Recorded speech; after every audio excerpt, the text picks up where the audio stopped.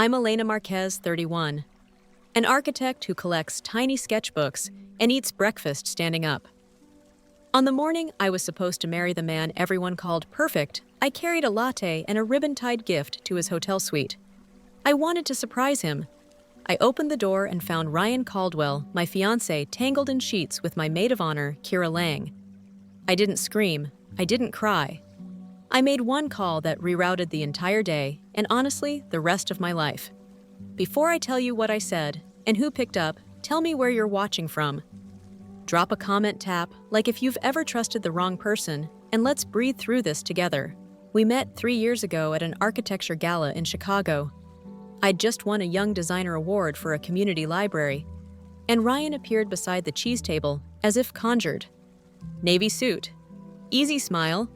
He pointed at my sketchbook and said, "You draw courage into lines." It was a ridiculous line, but the way he said it low and sure made me laugh. He was venture capital royalty. The Caldwell name sits on museum walls and hospital wings. I was a South Side kid who built a career one proposal at a time. We were opposites that made sense to everyone but my gut. The first year felt cinematic. Rooftop dinners with heaters and string lights, tickets that magically became front row, a winter weekend in Quebec, where he booked a glass igloo because you like skylines. He sent peonies for no reason. He also learned my coffee order, remembered my deadlines, and waited outside my office when I worked late hands in pockets tall shadow in January snow. He looked like a promise. When he proposed, he did it on the spiral staircase inside the new museum wing his family helped fund. There were candles, a suspended mobile that reminded me of childhood planets. The ring was more stone than setting, and my stomach clenched because it looked like a headline. But my name and his voice softened everything. I said yes. I told myself I was marrying the person, not the profile. His parents, Charles and Vivian, were cordial the way winter is bright. Vivian's pearls always sat straight. Her smile did too. Charles asked about my firm's revenue with the same tone he used for waitstaff. Ambitious, he said, which is praise if you don't hear the subtext. Ryan's sister, Nora, watched quietly and later pulled me aside to whisper, "He loves you. He also hates disappointing our father. Don't let him become a translation of you." I laughed it off. I shouldn't have. We booked the ceremony at the Adler Planetarium, my choice because stars calm me. Cocktail hour on the terrace, Lake Michigan, trying on every shade of blue. The guest list swelled. My mother worried about the cost. The Caldwells waved it away. "We'll take care of it," Vivian said, and meant, "We'll take ownership of it." Still, I hoped we'd all end up a family. Kira was my ride or die from grad school. Dark hair, green eyes that made every camera love her. She'd slept on my studio couch during our first terrible internships. She was the one who learned my building models snapped when I was stressed, and who could make me laugh by simply raising an eyebrow. She claimed the maid of honor role like a flag. She planned hard, too hard. Cake tastings I hadn't asked for. Florist voice notes at 1 a.m. Trust me, she'd text. "I want it perfect for you." I let her. Saying no to Kira always felt like stepping off a moving train. Red flags were there. His phone started living face down. Business trips extended by a night because the partners stayed to hash it out. He stopped letting me see his calendar, which used to live open on our kitchen tablet. When I asked, he exhaled and kissed my hair and said, "We're 5 weeks out, babe." I'm buried. Even Nora's small frowns couldn't pull me off the track I'd picked. My anchor was my cousin Lila, an ER nurse, who listened more than she lectured. I called her the night the seating chart made me cry. She said, "Your body knows. Your brain is writing emails." I told her she was dramatic. She told me to screenshot everything that felt off. I did. I didn't know why that would matter yet. The morning of the wedding, my suite at the Pendry was a bright, organized storm. Garment bags lined one wall. The makeup team unpacked brushes that looked like instruments. Kira was late. That wasn't like her. I texted, "No read receipt." Ryan didn't answer my good morning either. My mother said he's probably with the officiant. The planner, Priya, said, "We're still within margin." I told myself not to be that girl who spirals because 2 dots don't turn blue. By 9, we'd had croissants, tears, and 3 hair trials for one head. My sister, who has never lied well, wouldn't meet my eyes when she said she saw Kira in the lobby elevator earlier, talking to someone. She shrugged. My stomach refused the champagne. I'd bought a gift for Ryan. A vintage Omega. I had it engraved, 2 architects, 1 life. He always joked we were building a brand, not a marriage. I wanted to push back softly. I slipped into a hotel robe, took the watch, and told Priya I'd be 5 minutes. Bad luck, my mother said, half smiling. I won't let him see me, I promised. The 11th floor was quiet. Carpet that swallows sound. Views of the river catching light like liquid foil. The keycard clicked green. I stepped into his living room and stopped. A tie on the lamp, 2 champagne glasses, 1 with lipstick, the exact coral Kira bought at Sephora last month. The bedroom door was closed, but the music was loud enough, the laughter sharp enough that my brain didn't need visuals. I walked forward anyway. Not because I wanted proof, but because my feet didn't get the new memo. I pushed open the door. The scene burned into me, detail by detail. His hand where it never should have been, her hair spilling across his shoulder in a curve I'd seen when she fell asleep on my couch with Netflix on. The sheet a futile flag. They froze. Kira whispered a word I won't repeat. Ryan said my name like it could rewind time. People imagine rage is volcanic. Mine was surgical. Everything inside me went so still that my hearing sharpened. I could hear the air vent hum. I could hear lakeshore traffic like a faraway river. I could hear my own pulse, and beneath it, a voice, quiet, calm, finally louder than the story I'd been telling. I gave them nothing, not tears, not questions. I set the watch on the dresser and walked back to the living room. He followed, fumbling a robe, saying, "Wait 3 times," as if the 4th would pin me in place. He touched my wrist. I looked at his hand until he dropped it. He started into a speech. The words were a blender mistake pressure this morning scared. He offered therapy like a party favor. He mentioned guests. He used, "We like a weapon." "We can fix this, Elena." Kira stood in the doorway, clutching fabric to her chest. Wet mascara mapping her face. It didn't mean she began. The sentence didn't survive my eyes. I reached for my phone. Not to text my mother, not to call Priya. Instead, I scrolled to Nora's name. Validator. The only Caldwell who made a habit of telling the unpretty truth. She picked up on the first ring. "Elle, your brother," I said. "My suite is 2 floors down. I need you to meet me at his door in 5 minutes. Come alone." Her inhale was sharp. "Is he okay?" "He's exactly himself," I said. "And I need you to see it before anyone manages the optics." "I'm coming," she said. No questions, no defense. That's why I called her. I hung up and turned back to the 2 people who used to be my future. I didn't raise my voice. I didn't smash anything. I just opened the minibar, pulled out water, and took a long drink because my mouth had gone metal dry. Ryan tried again. He started saying my last name like a closing argument. Marquez think. I said 2 words. The truest thing I'd said all month.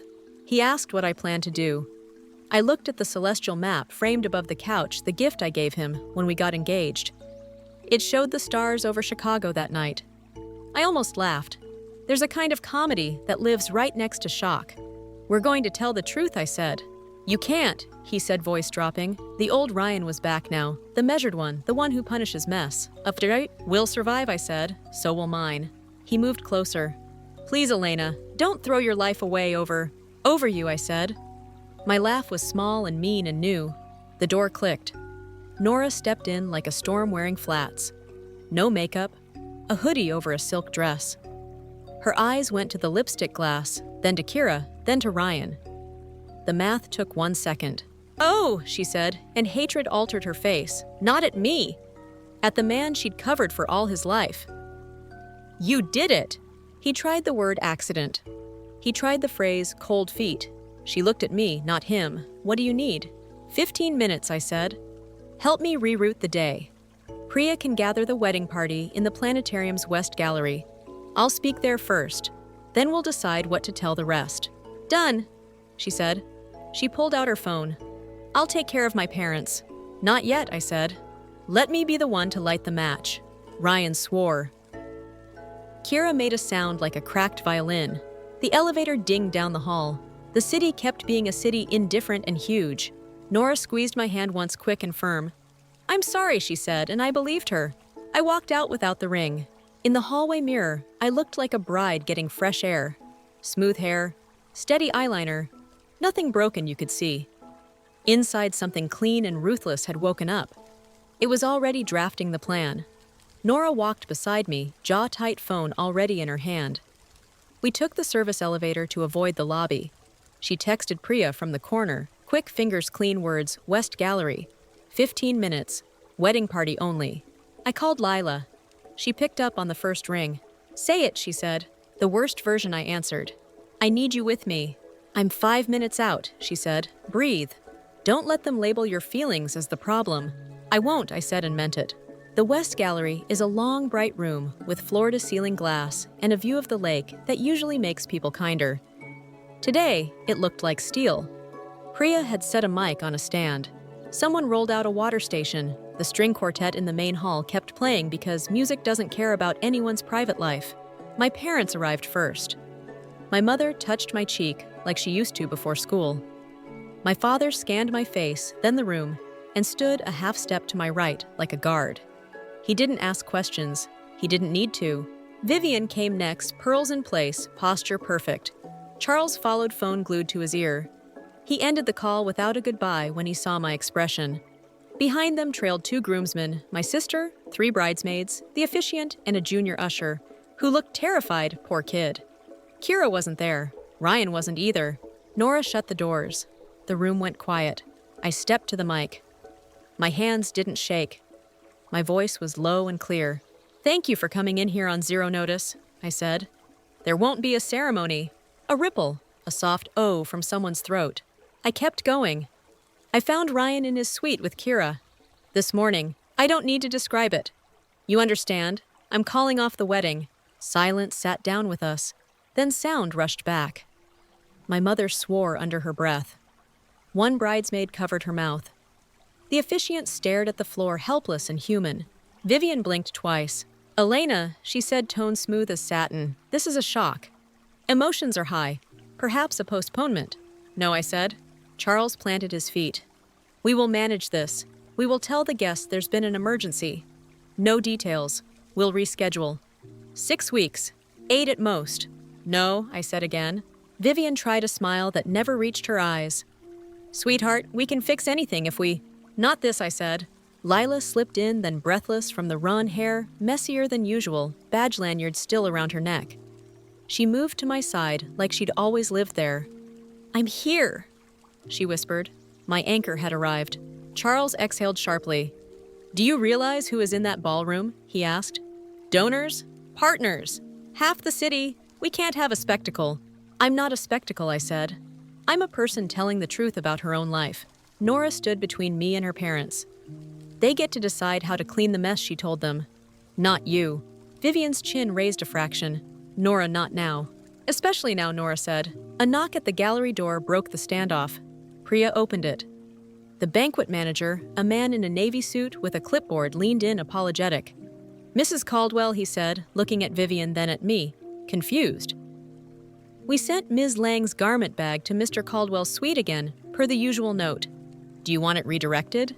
The room inhaled as one, revealed without meaning to, the kind of detail that strips away the excuses. Again turned a moment into a pattern. Priya's eyes flicked to mine. I didn't flinch. Redirect to Kira's original room, Nora said before her mother could speak. And remove that note from our file, please and thank you. He nodded and left quickly, cheeks red. A door clicked somewhere down the hall. People looked at one another, recalculating what they believed. That's what a single, honest sentence can do. Charles recovered fast. Men like him always do. We are handling this internally, he said to the room, to the air, to anyone who would obey. No announcements, no drama. Everyone, keep your phones down. It's already drama one, bridesmaid muttered, eyes wet. She squeezed my hand. I squeezed back. I stepped closer to the mic. I'm speaking to the guests in 30 minutes, I said. I'll be brief. I'll be respectful. I will not lie. Then anyone who wants to stay may enjoy the reception. No vows, no first dance, no pretending. My father nodded once, satisfied. Vivian's mask cracked. You would humiliate us, she asked, voice thin around the edges. I won't name names, I said. I'm not here to burn your house down. I'm just refusing to live in it. Nora closed her eyes like a prayer. Lila squeezed my elbow. That's the line she whispered. Use that. Ryan finally appeared. He looked rumpled and freshly pressed at the same time. The robe was gone. The shame wasn't. Kira hovered behind him in her cocktail dress, makeup fixed but soul not. They both stayed by the door. You don't have to do this, he said to me, skipping hello. His voice was softer than the one he used for money. We can talk. You and me. Later. Not here. This is where it happened, I said. Here is where it changes. He glanced at his father. A private code. Charles gave the smallest nod. Ryan squared his shoulders and tried the version of himself that closes deals. We are both under stress, he began, and... Stop, Nora said, surprising him into silence. Please don't insult her with a pitch. Kira found a corner of courage. Elena.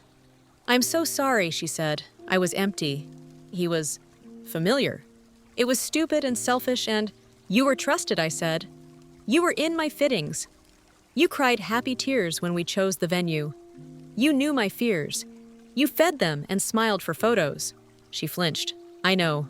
Vivian tried a different angle. Elena, be practical, she urged. The vendors. The deposits. The press will. I'm very practical, I said. I pulled a slim folder from my tote. Screenshots. Timelines. Hotel charges on the shared credit card he forgot I still saw. I laid it on the console table. No theatrics, just receipts. I'm not hysterical, I added. I'm prepared. Charles stared at the folder like it might bite him. What do you want? He asked. His tone was the one that usually ends negotiations. To leave with my head up, I said. To have the room while I say it. Absolutely not, he said. Priya cleared her throat, small but brave. The rental is in Ms. Marquez's name, she said. She has control of the microphone. I loved her forever in that moment. Ryan's jaw clenched. Elena, he said, quieter now, realer. I'm sorry. I wish you'd been sorry yesterday, I said. It would have changed the size of the crater. The junior usher, he couldn't be more than 15, stepped forward like he'd been pushed by a thought he couldn't hold. Ms. Marquez, he said, voice shaking. My little sister is carrying petals. She keeps asking if it's still happening. What should I tell her? There it was, the innocent question. The one that knocked the breath out of my lungs more than any threat. Tell her the party is, I said gently. Tell her the grown-ups are changing the plan. He nodded, relief and confusion mixing in his eyes. He backed away, careful with the room's fragile air. I took a sip of water. I looked at my mother. She gave me the look that means go. 30 minutes, I told Priya. 25, she corrected, professional to the bone. We're already late. We broke apart like a staged scene ending. Vivian tried to corral Ryan. Charles paced and called someone named Martin. Nora hugged me quick and hard. Lila stayed glued to me. On the way out, I passed Kira. She whispered, please don't say my name. I won't, I said. You'll do that to yourself. The gallery door opened to the hum of 100 polite conversations and the sound of a quartet trying to play over a live wire. The planetarium's dome weighted down the hall, star projector, pause chairs set in perfect rows. Priya walked ahead, head set on clearing a path like a shepherd. We reached the threshold. I could see faces now, my mentors, my neighbors. The woman who sells me coffee, my uncle who taught me to drive strangers in couture, who know the Caldwells from galas. They turned as one when I stepped in. A microphone stood at the front, small and silver and ready. Still want to do this? Lila asked. Yes, I said. And then I walked toward the mic, into the light of 1,000 tiny stars, and raised my chin. The dome lights dimmed. The star field hung above us like 1,000 held breaths. I walked to the microphone. My heels made small, certain sounds on the floor. Lila stood just to my left. Nora waited at the aisle, eyes on me, not on her parents. Priya hovered near the soundboard headset, crooked ready. Thank you for being here, I began. My voice carried. Calm, plain. There won't be a ceremony today. The room rippled. Chairs fabric whispers. A cough from the back row. I saw my uncle freeze with a cup halfway to his mouth. I saw one of Ryan's investors tip his head like I'd spoken a foreign word. I won't drag you through details, I said. This morning I learned my partner broke our vows before we could make them. With someone from our party. I let that land. No names, no theatrics. So I'm choosing self-respect over spectacle. Silence. then the kind of hush that is heavier than noise. I'm also choosing gratitude, I went on. You traveled, you dressed up, you showed up for love. I won't waste that. The reception space is set, the band is paid, the food is ready. If you'd like to stay, stay. Eat, dance, talk. We'll flip the playlist. We'll skip the aisle. I glanced at the quartet. We'll play songs that help people breathe. A few smiles cracked the quiet. The cellist nodded, the violist wiped at her eyes. One more thing, I said. We're reassigning the flower budget. A stir. The centerpieces and cake tiers that can travel will go to the women's shelter on 39th and to the pediatric wing at Mercy. The rest will be enjoyed here. The deposits we can redirect will go to the community library we built last year. The one with the leaky roof. A low laugh. I designed buildings. I can't help myself. There it was, the first real sound of relief. A breath that belonged to all of us. If you need to leave, leave with our thanks. I finished. If you stay, stay for joy, not pity. And please be kind to the staff. They've worked hard. I stepped back. For a heartbeat, nothing. Then my cousin started clapping. The sound grew. People rose. Not everyone, but enough. The applause had weight. It held me up. I didn't cry. I nodded once, grateful, and lowered the mic. On the way down the steps, an old mentor caught my hand. Proud of you, Ms. Ortiz said, eyes bright. You drafted courage into lines. The callback made me smile and wince at once. The junior usher's little sister tugged my skirt. Tiny white shoes. Serious face. Do I still sprinkle petals? Sprinkle them in the hallway like fairy breadcrumbs, I told her. Make a path to the snacks. She beamed and ran. A reporter-looking guest raised a phone. Priya materialized between us like a shield. No press, she said, soft, but iron. The phone lowered. Behind me, a door opened. I didn't turn.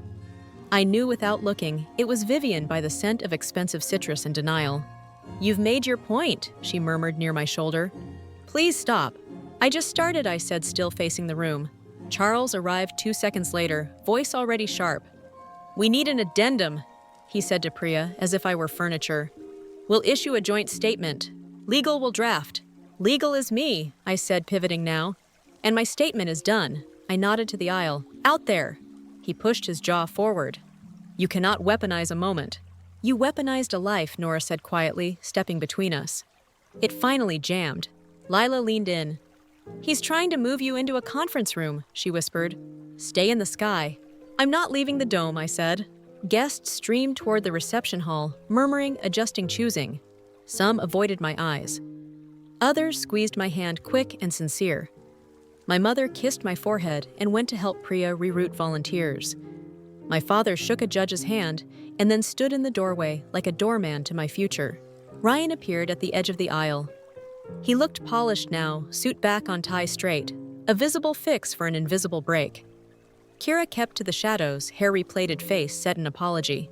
Please, he said, stopping 3 feet away. Not like this. Like what I asked. Honest. He glanced up at the dome. For once, he had no script. I panicked, he said. I made the worst choice I could make at the worst possible time. That's almost true, I said. But the time started months ago. His eyes flickered. He knew what I knew. Not just this morning. The minibar charge in April.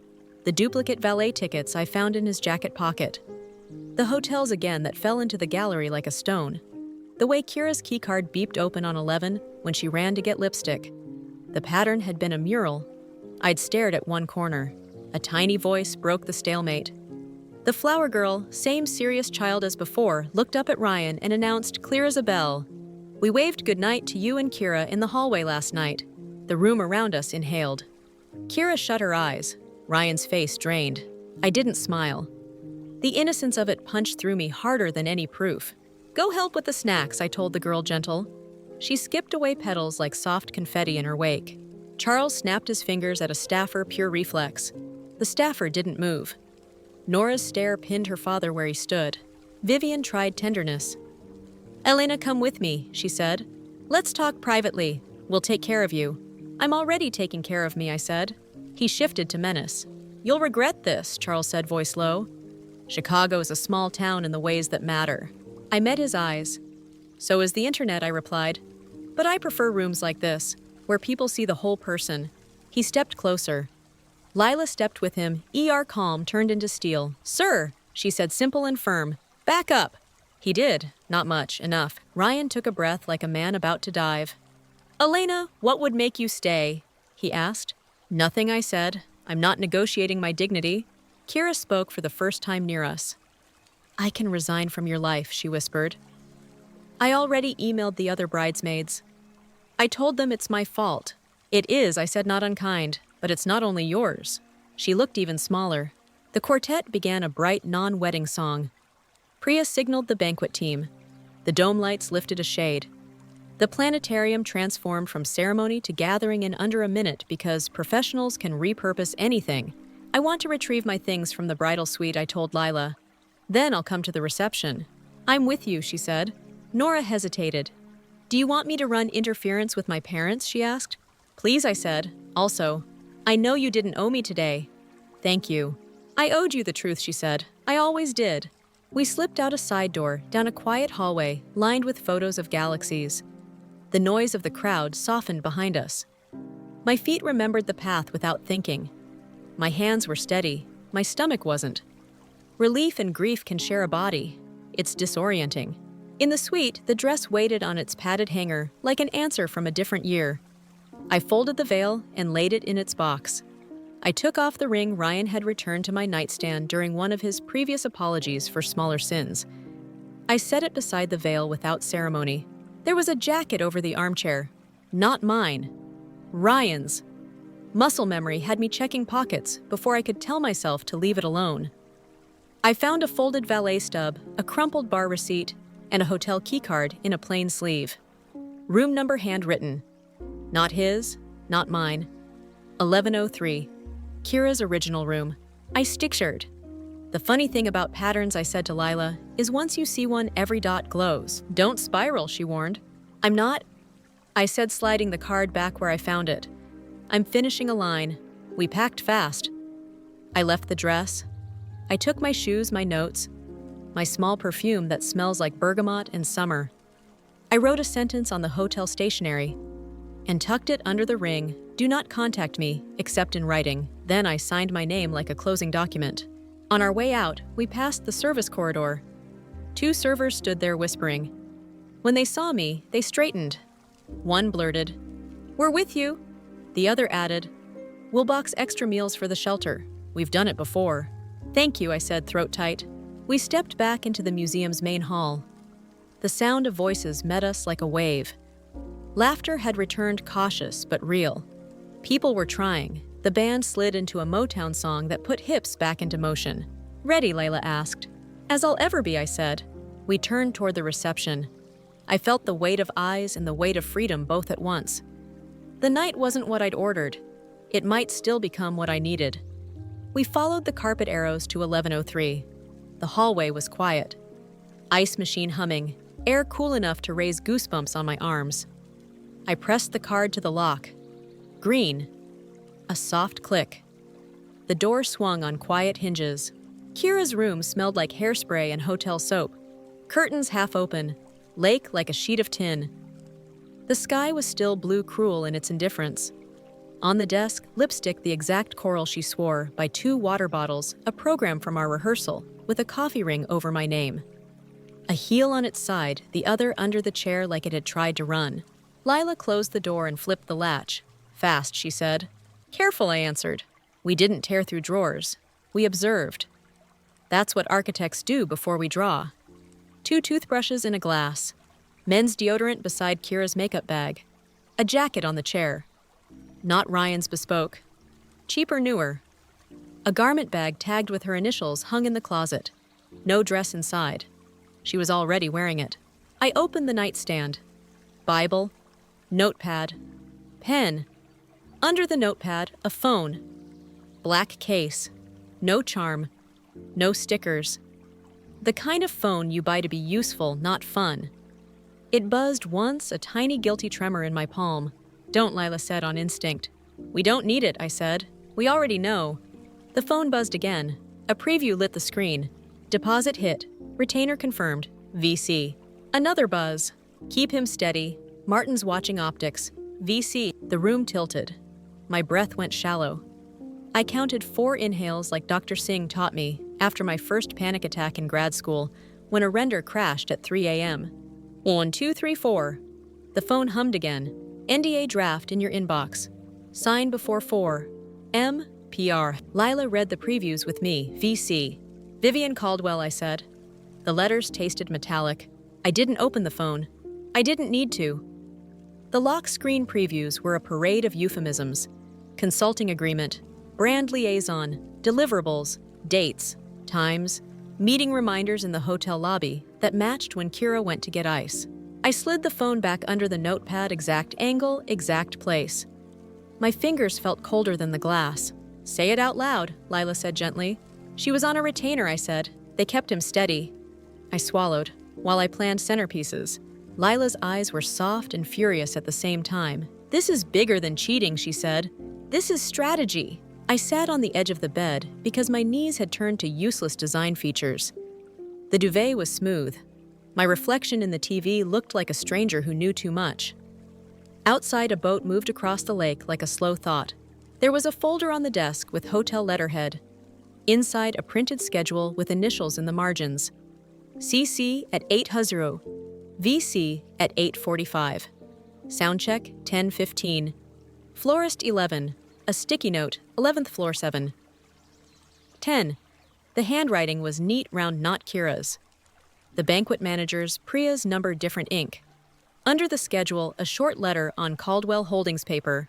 Ms. Lang, as discussed, your role remains discreet support during the engagement period. Deliverables are qualitative presence, reassurance discretion, payment on the first, term ends upon marriage. Please avoid proximity during public-facing moments.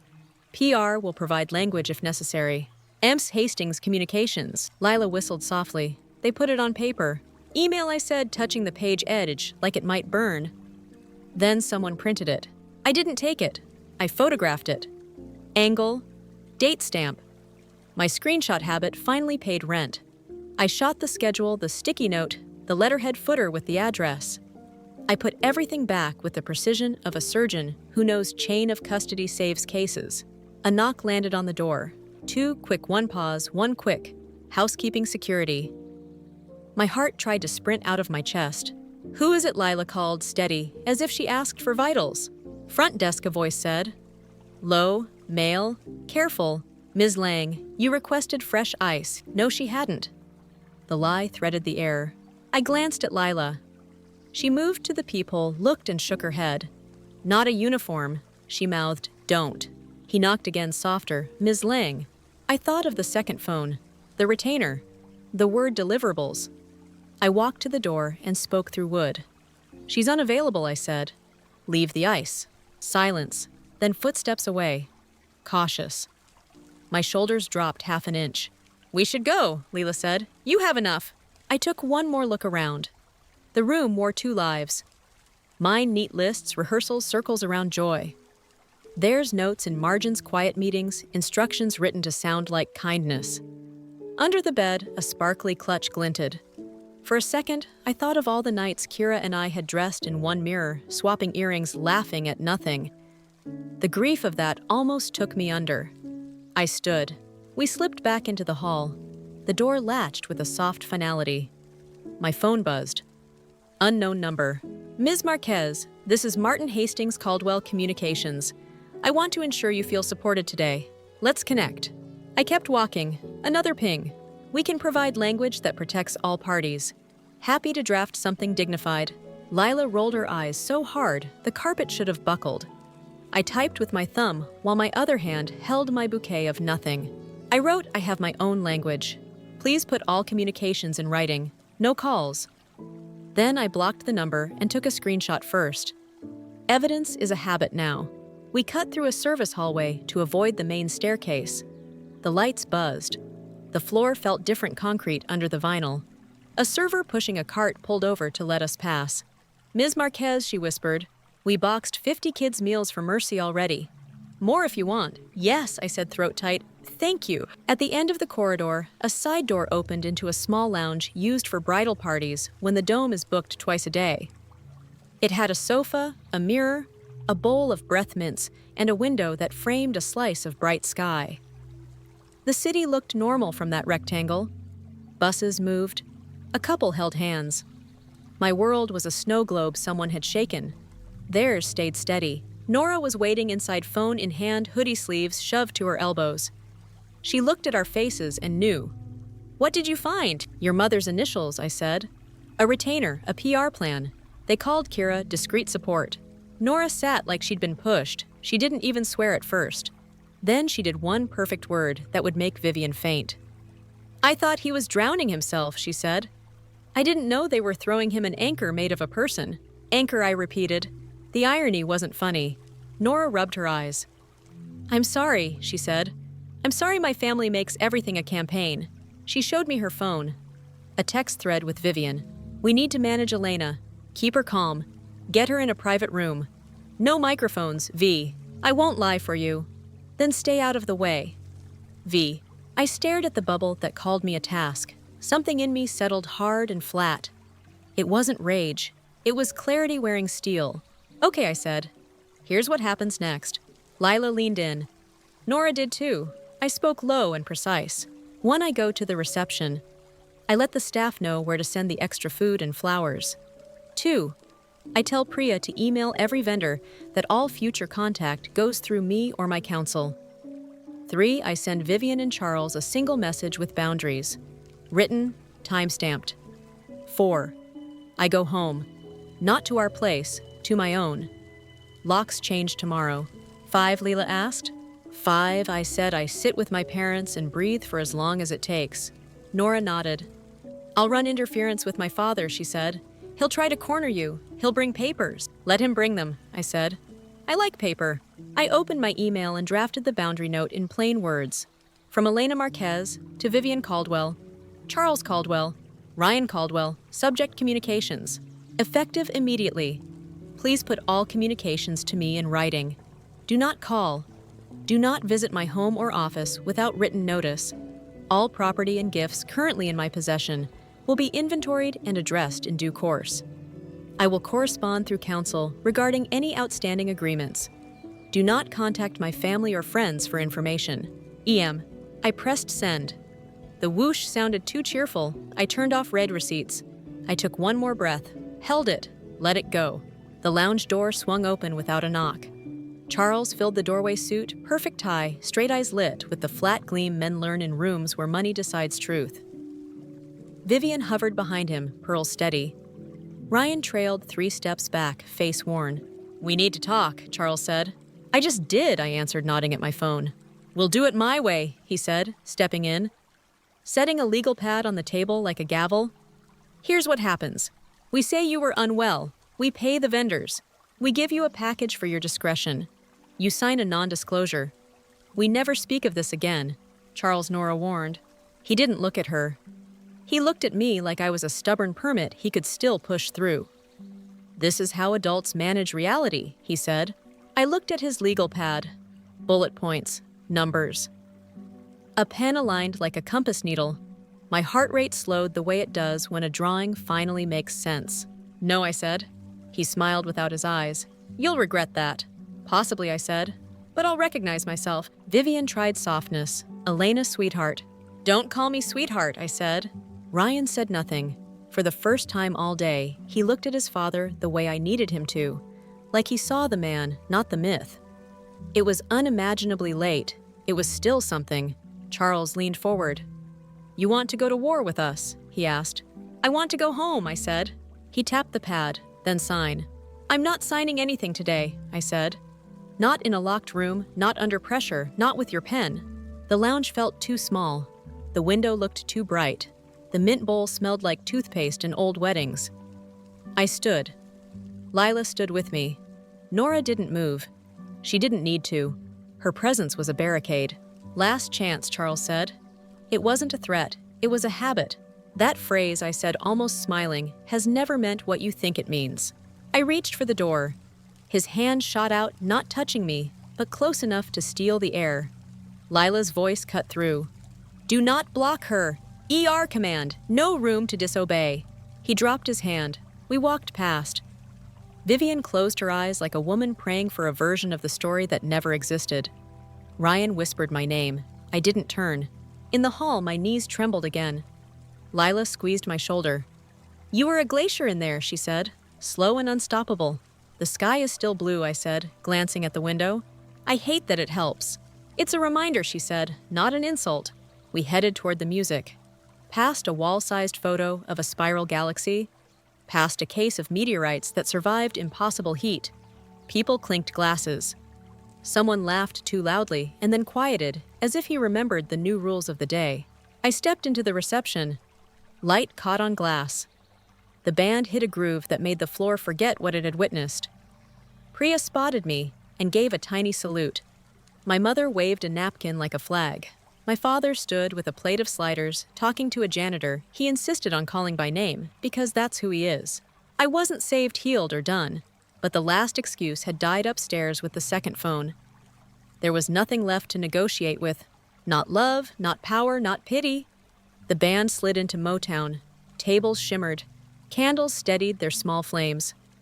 We moved like people who had decided to stay alive. Priya met me at the edge of the dance floor with a tablet and a look that could land a plane. "Shelter pickup at 5, she said. "Mercy at 6. I've got boxes, labels a van, and a driver who owes me a favor." "You're a miracle," I said. "Just organized," she smiled. "Which is a kind of miracle." I took the mic for a moment. No stage, no spotlight, just me, a glass of water, and a room that had chosen to be gentle. "Thank you for staying," I said. "Eat, dance, take flowers home. If you want a job, we have one. Write a line on the photo booth cards about something you kept when life tried to take it.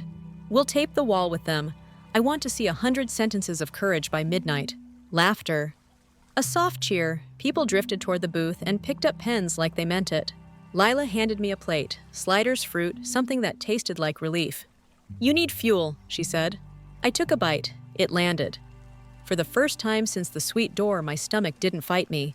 Charles hovered at the perimeter with a phone and the posture of a man who thinks posture is a weapon. Vivian stood beside him like a perfect painting. Ryan kept distance. Good. Kira was gone. Also good. The staff worked like a ballet. Trays moved, plates cleared, boxes filled. The banquet manager caught my eye and lifted a thumb. We'd met in the West Gallery as accidental adversaries. We were allies now. Nora slipped to my side. "I've parked my mother at a table with people who only speak about dogs," she said. "My father is texting legal like they're oxygen. You have a 30-minute window." For what I asked. "To leave before he tries a podium," she said. "He's looking at the bandstand like it's a throne." "Noted," I said. 5 minutes later, he made his move. He stepped toward the mic as the song ended. Smile-fixed voice pitched for crisis management. I was already there. Charles Richter said, hand on the stand, tone quiet. "No. Guests deserve context," he said, charming for the crowd. "They have it," I replied. "We're not doing the medical emergency story." A ripple moved across the room. Not fear, agreement. He held my eyes for 2 beats. Then, calculating the cost, he stepped back. Power can be loud. It can also be a man choosing to sit down. The bandleader read the room like a pro and counted in the next song. Feet found rhythm again. Lila exhaled. Nora squeezed my shoulder. The shift was small and absolute. We built the wall of sentences beside the photo booth. Strangers and cousins and judges and baristas pressed words onto cards. Kept my houseplant alive. Kept my kids safe. Kept my humor when the diagnosis tried to take it. Kept my boundaries. A girl with glitter hair wrote, "Kept skating even after the fall." I added mine, kept my name. A tap on my elbow. Ryan. He looked tired in a way money can't smooth. "Can we talk?" he asked. "Somewhere quiet." 10 minutes, I said. "Balcony." We walked past the dome, past the meteorites, onto a narrow terrace that faced the lake. The air was cold. The city glittered like it hadn't gotten the memo. He leaned on the rail. "I don't recognize myself," he said. It was the first honest sentence he'd given me in months. "I do," I said. "That's the problem." He swallowed. "I hurt you." "Yes." "I'm sorry," he said, not performing it this time. "I hear you," I said. "It doesn't change the outcome." He nodded, staring at the lake. "They built me to please a room," he said. I didn't know how to say no to them, to myself, to the rush. They didn't climb into your body, I said. That was you. He closed his eyes. I know. I found your family's plan, I said. The retainer, the discreet support, the NDA, the messages from Martin, the garment bag notes. I didn't spit the words. I set them down one by one like evidence on felt. He didn't flinch. That hurt more than if he had. I figured you would, he said. You see systems. They paid her to keep you steady, I said. They called it deliverables. I justified it, he admitted. I told myself it kept the peace. I told myself it wasn't about you. Lies are easy when they pay rent. We let the wind speak for a moment. A boat horned somewhere near Navy Pier. The city kept doing city things. I'm going to ask you something, he said, not to change your mind.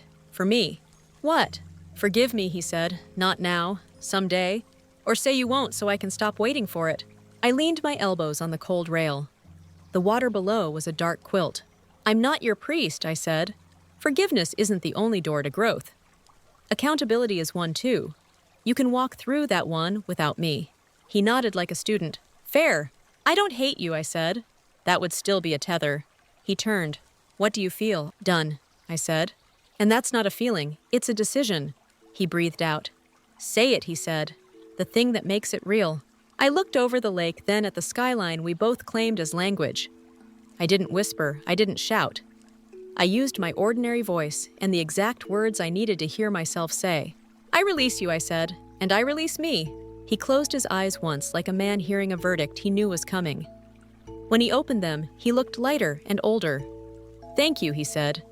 The words didn't fix anything. They acknowledged the wreckage. I've set boundaries in writing, I added. From now on, everything goes through counsel. Don't call, don't send flowers, don't send people, don't send apologies etched on watches. A ghost of a smile, 2 on the nose. Way 2, I said. Silence again, not hostile, not warm, true. He straightened. I'll tell my parents to stand down. Tell yourself to, I said. They're not the only problem. Footsteps behind us. Nora leaned in the doorway, hands jammed into her hoodie pocket. He doesn't need to tell them, she said. I did. They hate it. They'll live. Thank you, I said. Don't thank me, she said. This is the bare minimum. But I'll do the maximum if they try you again. Ryan looked at his sister like he was seeing her backbone for the first time.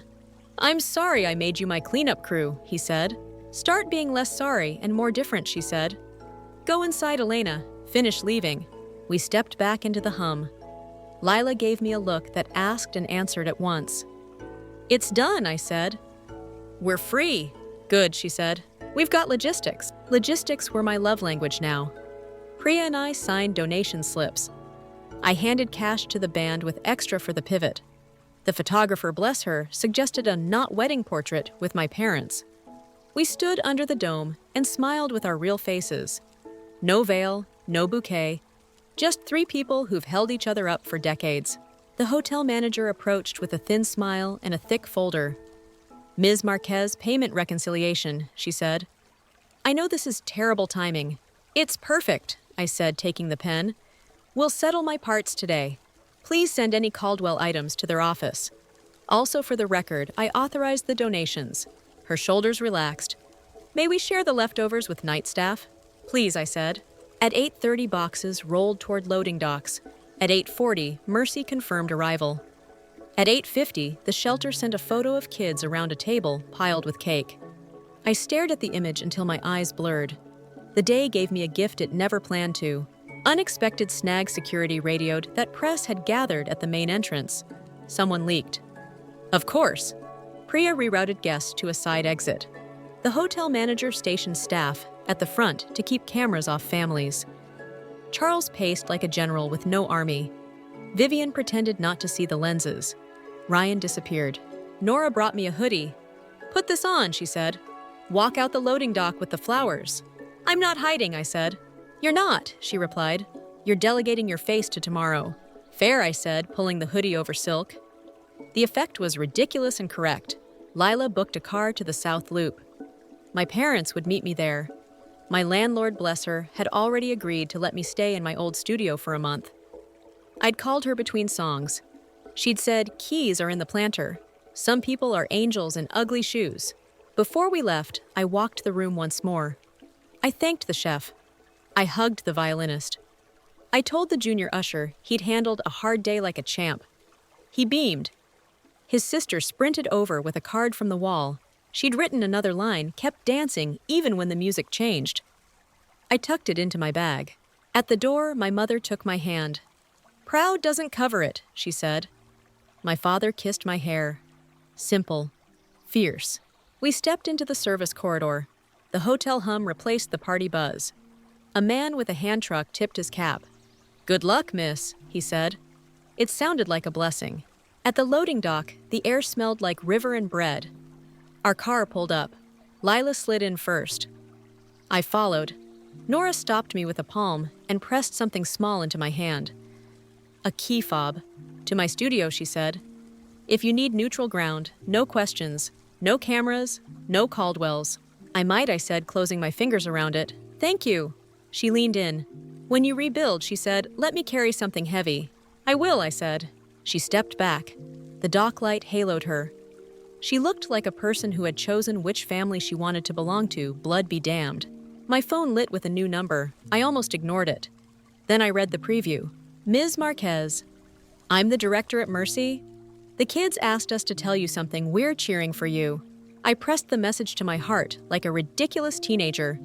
Then I laughed the first loose laugh of the day. "Home?" Leela asked. "Home," I said. We pulled out into Chicago night. The city slid by bridges, buses, 3 flats neon. I watched the lake turn from metal to ink. My dress wrinkled under the hoodie. My heels sat on the floor like small, tired birds. I didn't rehearse comebacks. I didn't storyboard revenge. I thought about locks and light bulbs and groceries, about sleeping, about not waking to a lie. The car turned onto my old block. The planter held keys exactly where my landlord said they'd be.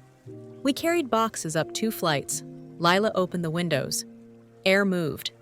The room smelled like old wood and clean paint. I stood in the doorway and let the quiet find me. We didn't toast. We didn't say anything big. Lila made tea. I took off my dress and pulled on sweats that remembered my shape. We sat on the floor with mugs warming our hands. At midnight, she said, checking her phone, "You get to put today down." "I will," I said. "Then I'll pick up tomorrow." "What's first?" she asked. "Change the locks," I said. "Then call a mover. Then email my new lawyer. Then sleep. And after that, I said I draw. New project blank paper, no client." Lila nodded, pleased. "You're you again." "I never stopped," I said. "I just got very, very quiet."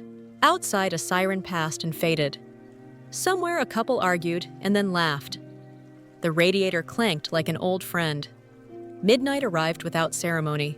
I set my mug down and said the same 4 words again because they deserved a second life in a different room. "I release you, me." They landed, not like a spell, like a key turning. 3 months later, my building smells like coffee and cut wood. The new deadbolt clicks with a sound I trust. I know where the light hits the floor at 9. I know which neighbor sings when she waters plants. Small facts hold a life together. I moved my desk beside the window. Sketchbooks stack like bricks. The first morning I woke here, I didn't brace for a key in my door. I slept. Real sleep. The kind that doesn't negotiate. Legal was simple. My attorney sent 1 letter. Boundaries. Inventory. No contact. Caldwell Communications tried twice with an NDA dressed as closure. I declined both. No drama, no headlines from me. Silence can be a spine. Work filled the rest. Mercy asked if I could design a family room for the pediatric wing. I said yes before the sentence ended. We measured hallways. We argued about outlets. We chose fabrics the color of late peaches and stormless skies. I hung the photo of kids crowding cake on the pinboard above my desk. When I stalled, I looked at it and kept drawing. Lila came on my longest nights with scrubs and takeout. She rewired a lamp when it buzzed. She set timers that said, "Drink water," and I obeyed because her voice breaks bad habits. She didn't drag me through my story. She let my hands learn the new routine. Nora kept her promise. She forwarded emails her parents shouldn't have sent. Nothing I needed to answer. Everything I needed to see. She sent coffee gift cards with notes like blueprint fuel. She found a vacant lot in Pilsen and said, "Want to dream this into housing?" I did. We walked it in sneakers and windbreakers. We made lists that didn't include a single gala. The past tried once more anyway. Kira mailed a letter. Thick paper, handwritten apology, no excuses in the ink. A cashier's check slid out with it. Retainer repayment, restitution. She wrote, "Use it where you want. Don't answer." I sat on the floor with that envelope for a full hour. Lila folded laundry in my kitchen and didn't ask which way I'd go. When I stood, the decision felt quiet and right. I walked to the bank. I endorsed the check to Mercy and the shelter half each. I wrote a line on the memo, not a bridge. I kept her letter. Not to reread. To remember what paid for what. Ryan wrote too. Plain email, 6 paragraphs, therapy, accountability, no asks. He named things without performing them. That mattered more than I expected. I answered with 3 sentences. I hope you keep doing the work when no one claps. Please continue contacting me in writing only. I wish you honesty. I didn't watch for a reply. I closed the laptop and went back to a drawing with a stubborn stare. On a warm Saturday in August, the planetarium invited me to a small event. Not a gala, a volunteer thank you. Priya greeted me at the door like we'd run into each other at a grocery store. The banquet manager waved from a folding table he was wiping down himself. The quartet's cellist laughed and elbowed me about switching from Pachelbel to Motown mid-cry. We stood under the dome with our normal faces. No script left between us. The plaque by the entrance read, "In gratitude for community generosity, June 24th, no names." Perfect. The wall of sentences from that night came back to me then. I'd taken photos before the tape curled. At home, I printed them and pinned them over my desk in a crooked grid. Kept my name sat in the center. The glitter-haired girl's line kept dancing even when the music changed. Live just to the right. On bad mornings, I read them out loud while the kettle boiled. The Mercy Room opened in September. We painted for 2 days straight. Volunteers taped edges and ate pizza on the floor. The kids arrived with a nurse in blue and a teacher with a backpack full of markers. The flower girl from the wedding that wasn't walked in wearing light-up sneakers. She recognized me first. "We made you a card," she announced, holding a page full of stars. "We spelled your name with all the letters." I took the card like it was glass and not paper. "You did," I said. "You gave me a sky." Her little brother spun in an armchair that looked like a planet. Staff boxed extra snacks for night shift. We opened the shades. Sun landed on everything we'd built. 2 weeks after that, Nora and I held a listening session on the Pilsen lot. Folding chairs, clipboards, tamales from the vendor who knew our names now. Mothers talked about laundry rooms, windows that open and locks that don't break after 3 months. A boy described a courtyard where bikes don't disappear. An abuela asked for a bench that faces morning light. We wrote it all down. We promised nothing big. We promised to show the drawings and accept corrections. That promise felt holy. Charles called once more through his counsel. A last push. Global resolution. My attorney replied with the same 4 lines we started with. The reply didn't even raise my heart rate. That's what time can do when you feed it quiet decisions. In October, my landlord asked if I wanted to stay. I signed a year, long enough to be rooted, short enough to pivot. I replaced the cheap blinds. I fixed the cabinet door that squeaked. I bought a plant I was ready to risk loving. It survived the first week, then the second. I added another. I didn't chase a romance. I didn't swear off one either. At a city permitting meeting, a structural engineer named Marcos made a dumb joke about rebar that made me snort. We swapped shop talk and playlists. We walked to the train together and didn't make promises. That felt right. Slow isn't a fear when you remember what fast can cost. On the anniversary of the not wedding, I woke before dawn and biked to the lake. The sky was an eggshell not yet cracked. I stood where the water kisses the concrete and let wind boss my hair. I thought about the girl in the hotel hallway announcing facts without knowing they were grenades. I thought about the Mercy kids chanting for cake, then for me. I thought about Nora's key fob sitting in my drawer like a friendship treaty. I thought about Lila's timers and Priya's headset, and the banquet manager's red cheeks when again slipped out of his mouth and into my hands as a rope. I didn't wish the day away. I didn't dress it in revenge either. I let it be what it was, a turn. A clean one, not because it was pretty, but because I took it on my feet. On the way home, my phone buzzed. Unknown number. I almost ignored it. The preview line read, "Our shelter wants shelves. Could you draw something simple?" I said yes before the message finished loading. That's the life I wanted. Not quieter, truer. Back at my desk, I sketched a shelf that can be built with 8 cuts and a Saturday. I named the parts after constellations as a joke to myself. I taped the drawing to the wall with the sentences. I texted Lila a photo. She replied with a heart and "Am I painting or drilling?" Both I wrote. She sent a flexed bicep. At noon, I met Nora at the lot with coffee. We laid out stakes where balconies might hang. We argued about brick versus fiber cement, and then compromised like adults who believe in a third option. We weren't a cautionary tale. We were a plan. That night, I turned off my phone, lit the cheap candle that smells like orange peels, and sat on the floor. I let my mind walk back through the dome, the gallery, the corridor, the lounge, the loading dock, the car, the door, the sleep. I didn't narrate. I didn't annotate. I just let the reel play, and then stop. Tomorrow, I'll write the grant for the library roof. Next week, we'll present the first draft for the Pilsen build. The month after, maybe nothing happens, and I just buy groceries, and that will be its own victory. If you're watching this, maybe you needed someone to say out loud that endings don't always explode. Sometimes they unclasp. Sometimes revenge is a boundary and a blueprint. Sometimes you reassign the flowers and go home with your name intact. Tell me your line for the wall. What did you keep when life tried to take it? Drop it in the comments. If this story gave you a sentence of courage, hit like sub for the next build and share it with a friend who needs a key turning sound tonight. I'll be here, sketching, sleeping, choosing the real thing over the shiny thing. And when the music changes again, I'll keep dancing.